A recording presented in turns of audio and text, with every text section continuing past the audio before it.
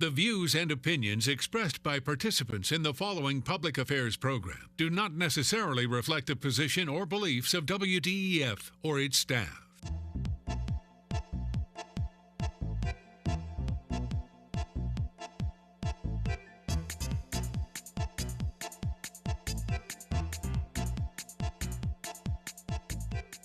This is Point of View, celebrating a world record-breaking 62 years of quality public affairs programs from the studios of WDEF News 12, Chattanooga. Hello, I'm your host, Maurice Lewis, and thank you very much for tuning in to us on this edition of Point of View. As we all age, we might take a minute or two to think about, well, what about me later on? That may be something. You buy life insurance, you buy long-term health insurance and what have you, but what about the unexpected? Not just for you, but for those around you. Who thinks about that? Well, the people that are our guests today, they are part of the solution to the many problems that we all may encounter at some point. We'd like to start our conversation off with a basic premise. It's the holidays. You're caring for someone that you care a lot about, but you're a little stressed out, or you may be headed in that direction. Who has thought of an option where you might be able to have a respite? We'll welcome Sharon Kelly. Thank you for inviting me in here. Absolutely. Maurice, I appreciate that. Well, there's another part of this thing that we want to talk about too. For instance, when we think about where do you go when you need care and you're not quite able to take care of yourself? There are a number of places. It can be a nursing home or it can be a hospice type situation. What if you are of limited income? What if you're a military veteran? Would you like to be at a place where the name says, welcome home? Sherry Campbell, this is why you're here today. Thank you for inviting me. And you know, our veterans, we always talk, and I'm a veteran, and we have a veteran with us here, even though he is a Marine, so you know, you can just hold the jokes and the letters, but we'll accept all the humor. We have him here because of his background with healthcare providers in a number of states, Massachusetts and elsewhere. Boyd Slayman, we'd like to welcome you to our conversation today. Pleasure to join your panel, Maurice. Sharon Kelly, we want to start with you. It's the holiday season. We are taking care of our loved ones, and sometimes we're taking care of a person who can't quite take care of themselves, but I've got things to do, I want to shop. How is it that you could help? Well, for over the last several years, Maurice, I have been able to accommodate the community by providing a free day if they want to go out and shop, which is our caregivers. And the only thing that they have to do is fill out a one-page sheet, because nobody wants to fill out a lot of information, and fax it or email it back into me. And then that way I know about who their primary care is, how to contact them in case of an emergency, what hospital they want to go into if they get ill while they're at the center, or what medication that they're on, or some of the little things that I need to do for them. You know, at first I asked you, I said, well, did you call this adult daycare? And you said no, and what was the reason? Well, an adult don't want to go to a daycare. So we had to call it, for some men, a club, and just a day center. So that's something that we utilize and actually do. We want to come back to that, but I also want to talk about Welcome Home. Is this a place where people come under what circumstances? Welcome Home opened as we saw a need for people who had a terminal illness and had nowhere to go for end of life. In our area, there are very few options for our brothers and sisters who are homeless or who are living alone and on limited income, and they've been diagnosed with a terminal illness. So Welcome Home firmly believes that no one should die alone, that it doesn't matter who you are, where you've been, what you've done or haven't done, that you need to know at the end of life that you're loved and cared for. So our aim is to keep people from dying in despairing circumstances. You know, when we talk about end of life, it's very often you see this scene where the person is in a hospital bed and got the tubes and what have you. It's not always like that. I mean, there is still a quality of life that's attainable and enjoyable. Yes. In fact, there's a lot of myths about hospice care. And the earlier that you come into hospice, the better, because you're able to develop a relationship with your team, with the people that are going to be taking care of you. Right now we have 4 residents, and all of us are busily preparing for Christmas. We're making lists, we're making plans. Two of our residents want to be involved in preparing the Christmas Eve meal or Christmas brunch. So many people think that you don't come into hospice until your last days, but you actually do better when you come in sooner rather than later. I know, Boyce, as a veteran, you had some questions earlier, like how is something like this possible? Yeah, my first response when I heard the name Welcome Home, that's how we vets greet each other, because we felt like we didn't get the recognition that we needed. Where do I begin? Let me just say I'm not going to argue with you about people not liking it called adult daycare, but my personal experience with my mother had dementia for the last 6 years of her life. She didn't know the title, but that's exactly what it was for us, that we had a facility that would pick her up in the morning, take her in, and then bring her back in the afternoon. So, but I applaud you for what you do. What you do is very close to me. But the end-of-life issues, particularly with veterans, it's a problem. The only place we typically have is a hospital if you're ill enough to be admitted. And so it's wonderful to know that there are organizations within the community who have that caring attitude, who reach out to all kinds of people. Well, Sharon Carey, one of the things that I think people might want to know a little bit more about is aging in place, being at home as opposed to being in a facility. Well, I opened up a facility called Aging Place about a year ago, and the main purpose was to be able to plan so you could sit down and get a free 1-hour consultation with a professional counselor or a nurse and talk about the options and the resources that's available in the community instead of waiting till a need arises and then trying to figure it out. Waiting until you cannot actually make any decisions, so you've got something to put in place. Now, how likely are people to want to take advantage of planning? Planning requires that you have to do something. Right, and it's free.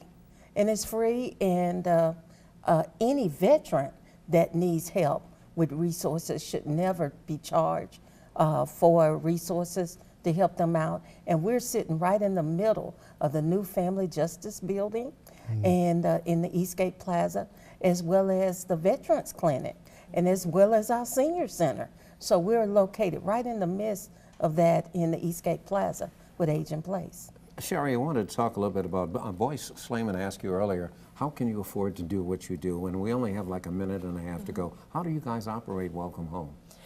Well, through the kindness of strangers. We rely on individual and corporate donations. We have been building relationships and partnerships with the area hospices and hospitals in the area. I'm learning a lot about fundraising. we are a nonprofit, and we are very grateful for our volunteers and donations. But you also have a large staff of people from ecumenical communities, faith-based communities, and other volunteers that come in to help. We would not be here without our volunteers. We have an incredible group of volunteers who come in on their own time, and we're always accepting volunteers. Just briefly, because we have less than a minute to go, if people wanted to find out how could they help, how would they do that? For us, you can go to our website, welcomehomeofchattanooga.org, okay.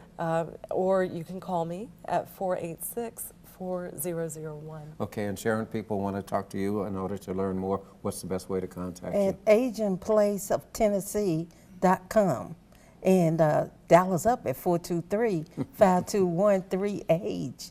And Boyce Slayman, we want to thank you for taking your time to join us. It's a pleasure to participate in this discussion. You know, what's the best way to feel safe? Not just for the holidays, and what do you have around you that you don't have to have a license to carry in order to do it? Stay tuned. Donna's here with some guests when Point of View continues. You taught him how to hit a baseball, how to hit a receiver, the strike zone, the net. You taught him how to hit the upper corner. You even taught him how to hit the open man. But how much time have you spent teaching him what not to hit?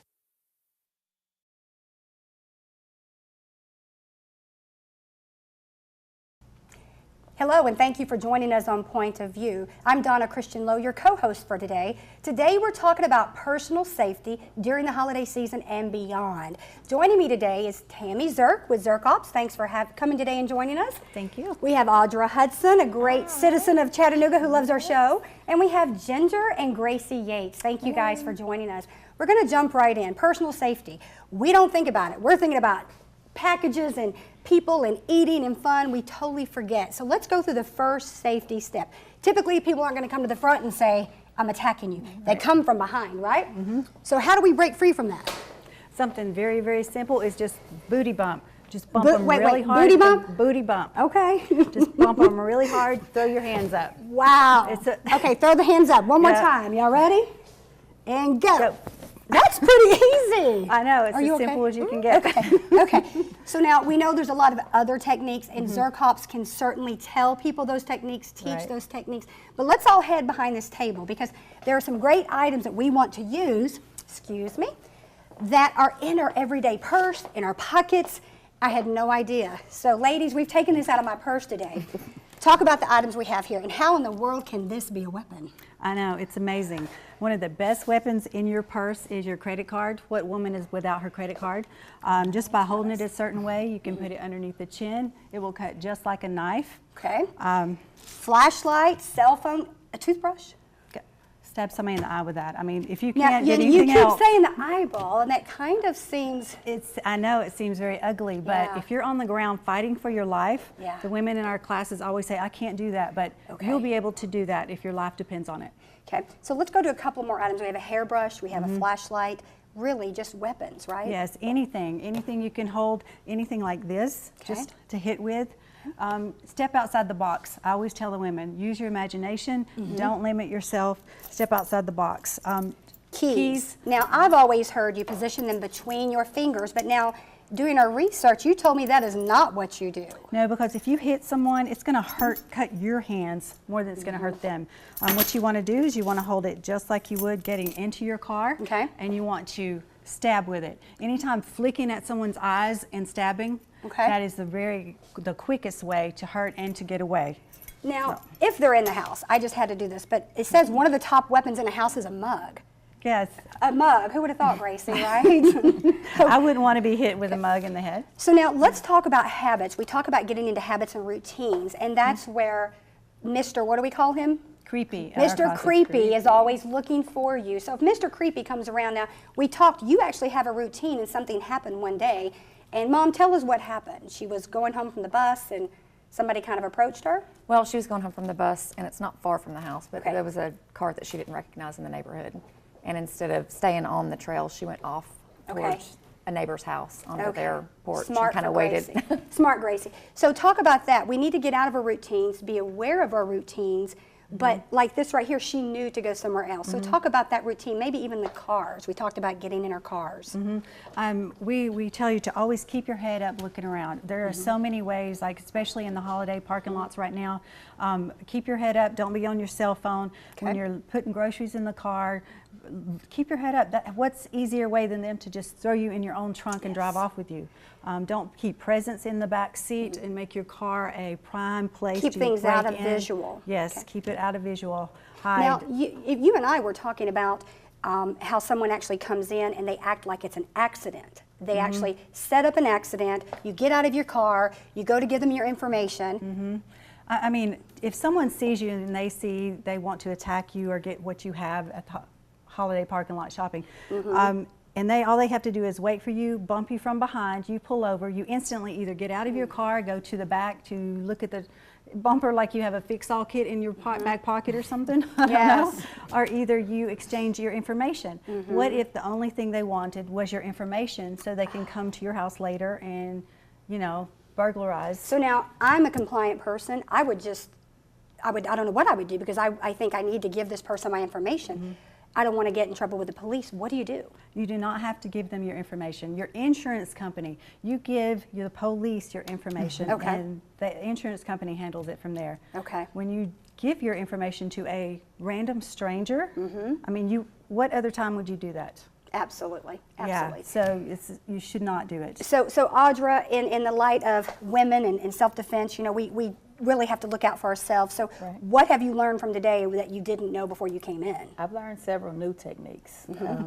This with the credit card, yes, that's pretty handy. What about your necklace? Yes, she taught us how to snatch it off and cut someone's face with it. So a necklace is actually like that as a weapon as well. This is the best little weapon. If she were to just jerk this off and hang both ends on each finger to hit someone across the face, that is just like a knife. Now, I know we have a lot of information we can share. Gracie, I know that you already are aware because your mom is very much in tune with safety and protecting you. But let's talk about Zircops for a minute. You guys work with the city of Chattanooga. You actually execute some of their classes and training, correct? So if someone wants to come and say, I'm a woman, I need help. And I obviously have learned a lot. So what do they need to do? How do they contact you? We have a website, zircops.com. You can call our office, 710-3170. Okay. And what's that website? It is Zircops, ZIRKOPS.com. Okay. And the classes, now I believe we've got a consensus here that this group is going to come and take a class with you. So we'll get that arranged. But what kind of classes are you offering specifically for women or for children? Okay, like this last Friday, we had a mother-daughter self-defense class. Where did you guys go? They didn't, this but one. Nice, but you're going to go to the next schedule. She's on schedule for Saturday. Nice. But we have 3 levels of women's defense classes, level 1, 2, and 3 of the Extreme Divas. It takes you from ground zero, you know nothing. It teaches you all your escapes, your strikes, your weapons, all of that in one package. And then do you have to use weapons? I know some people are not about weapons, and we're not using any guns here today in a sense. Are all the classes, do they require a weapon? No. Okay. No, not at all. The end of the level 1 class teaches you how to use anything and everything as a weapon. That's what Even a cell phone, right? Even a cell phone. Okay, okay. So out of the holiday season, what are a few quick tips for our viewers? We want them to know 1 or 2 things, 2 or 3 things that they can do today to be safe. Okay, as I was telling you earlier, the one thing is keep your head up when you're walking across the parking lots. Don't leave gifts out in the open. When you're at home, have a plan. Your children and you should always know a plan at home if someone breaks in on you. Safe plan, I like that. Yes, a safe plan, because if you're defending your home against Mr. Creepy breaking in and your child runs out between you and them and they get shot or they get grabbed, that's your fault. Your child should have known. So not know just where tell them, to meet, know what to do, and actually go through that. Practice it. This has been great information. I don't think we could tell all of this in one segment or even one show, but I want to thank Audra, Tammy, thank Zircops, and thank you, Gracie, and for joining us today. Ginger, thank you. So coming up next on Point of View, capture that dream of a lifetime with Nikki Nicholson and her guest. Thank you.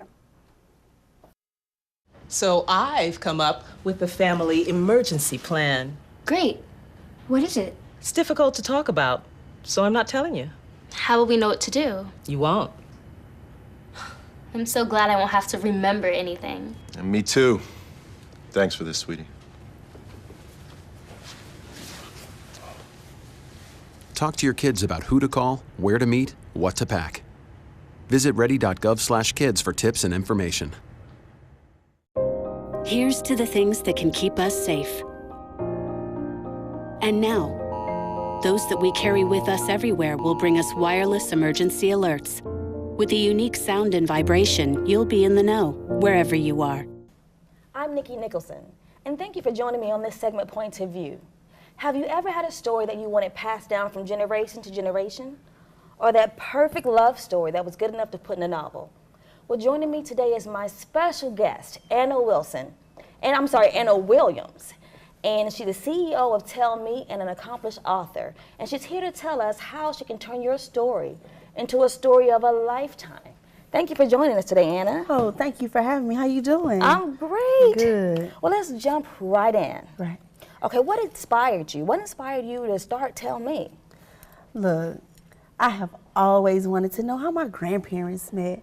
How did they fall in love? Like, how did they meet? And I would grow up reading books and reading these awesome stories, love stories, and I fell in love with these characters.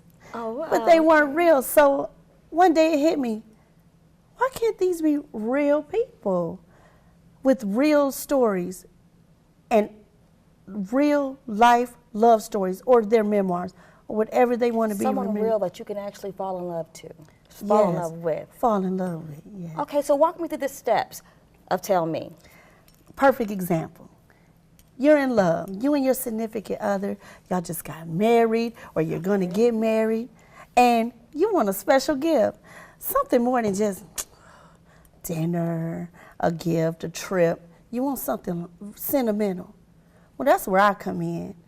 I can take your story of y'all love, and we could put it in a book. Then someone can read your story. So you mean to tell me we get married and say, my husband and I have a situation that comes up, a disagreement, and we're trying to remember something from back in the past. I can pull my story out.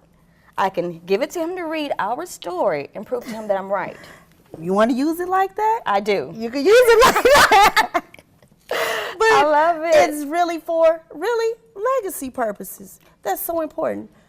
Life is more than just a leaf. Life is more than just census where you can just see where your grandparents have wrote something. It's about time to get people's life story so other people can read it. So what inspired you, like literally? Like what story this inspired you the most that you've taken? My story. Your story. I had to take my story, just like you go and buy clothes. What you do? You try them on. And I said, before I go out here and do this for anybody, let me see if I can really do it. Let me see if I can do it for me, for my son. So I wrote our story down. So you wrote your story down. It's now in a legacy and it's for you and your son. So are you going to publish it? Our love story is for him. It's for him. But the story that I wanted to tell, the story that needed to be told, I've already done it. Oh, so you've published that one? Yes. Oh, wait, Miss Keela Kane. Miss Keela Kane, right? Right. Am I talking to Miss Keela Kane? Now you are. Okay, so this is interesting to me. Okay. You wrote this story, Life Won't Stop for Nothing. Yes. But you put the author as Keela Kane, but you're the author. Why is that? I knew that when I sat down and wrote, anytime I put the pen in my hand, I felt different. Things and ideas were flowing to me, and I realized I feel a little different. I don't want to say alter ego, but it's alter ego. Alter ego.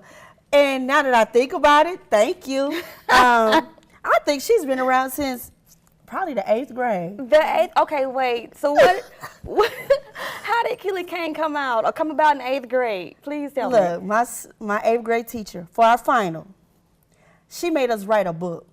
We had to write a book. And it had to be so many pages. It had to be, a book. And I remember sitting down, and I was nervous at first. I'm like, write a book? I don't know if I could write a book. And I sat down, and it just started to flow. And I wrote that book.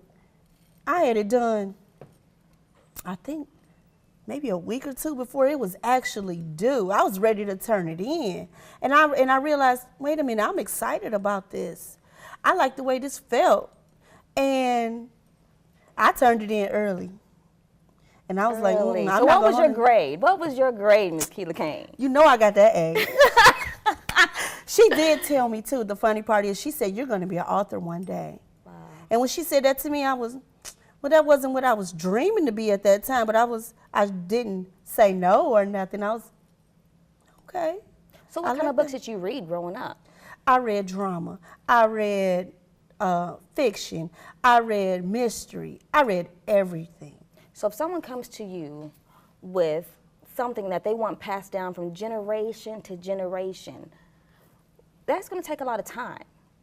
How are you going to walk them through those steps? Do you actually sit down with them and take the time that it takes to write their precious heirloom? I sit down and we work through this together.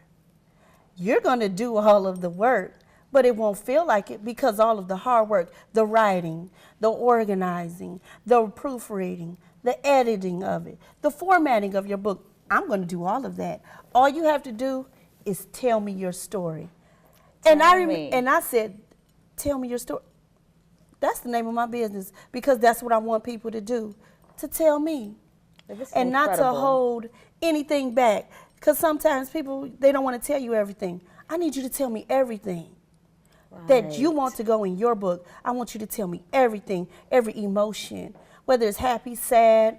I need to know it so that I could feel it too. Because I could just write it for you, or I could just help you get it, but I'm going to get to know you. Yes. And when I get to know you. So that's different from a ghostwriter. You don't have to know the ghostwriter. The ghostwriter, just you give them the manuscript of what they want, and they just jump right in. But you actually meet this person. Even with the ghostwriter, I'm going to get to know them. Because I have to give the people what you're feeling, they have to feel it. And so if you're telling me you were mad, and you're telling me your story, and you're telling me you're mad, but you're smiling, then we're not doing it right. I need you to get mad. Well, tell me how, if they want to publish their book, they actually want to publish their love story or whatever it is they want to write, what written, how do they go about doing that? Now, I can walk you easy through the steps of getting it self-published. Okay.